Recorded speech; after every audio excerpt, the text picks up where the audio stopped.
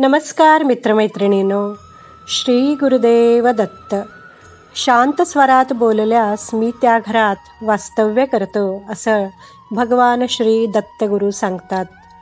चढलेला मोठा आवाज. आपल्याला वडीलधारी माणसं सांगत आली आहेत की घरामध्ये चढ्या आवाजात कधीही बोलू नये. विषारी लहरी पसरतात. मृदू स्वरात संवाद करावा. कितीही संताप आला तरी मनावरचं नियंत्रण आणि आवाजाचा आवेग शांत करावा. नेहमी हसतमुखाने घरामध्ये वावरावे. मुलांना खूप प्रेम देऊन त्यांना आपलेसे करावे. घरातील नोकरवर्गावरही तारस्वरात ओरडू नये, कारण त्यांनाही राग येतो व त्यांच्या दुखावलेल्या मनातल्या ऋणलहरी अशुभ अनुभव देऊ लागतात.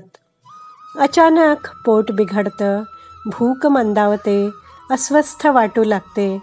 म्हणून कोणालाच चढ्या आवाजात रागवणं किंवा शिव्या देणं हे अदृश्य लहरींची शिकार होण्याची वेळ आणते. काही क्षण प्रतिक्रिया देऊ नये.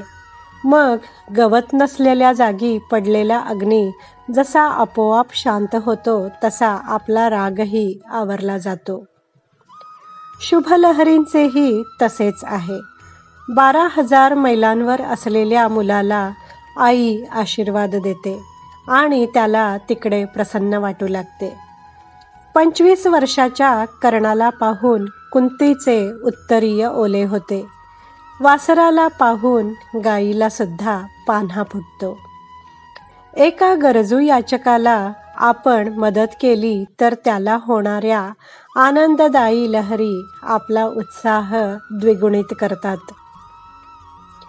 सफाई कामगाराला बक्षीस दिलं तर तो हात उंचावून आशीर्वाद देणार नाही, थँक्यू पण म्हणणार नाही, पण त्याच्या मनाला होणाऱ्या आनंद लहरी तुमच्या सर्व शरीराभोवती मॅग्नेटिक फील्ड तयार करतात आणि तुम्हाला आगळा वेगळा उत्साह जाणवायला लागतो.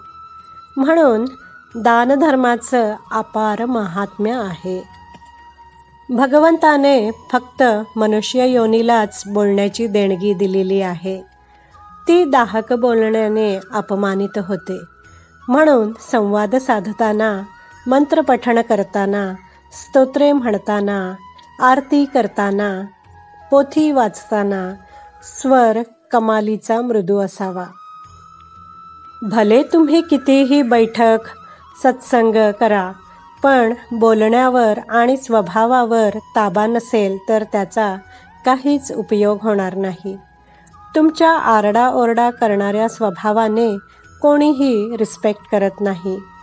शक्य असेल तेवढे शांतपणाने बोला, शांतपणाने वागा, तरच तुम्ही केलेल्या अध्यात्माचा तुम्हाला फायदा होईल.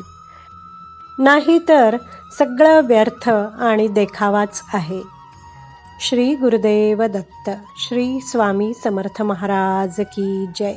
श्री गुरुदेव दत्त.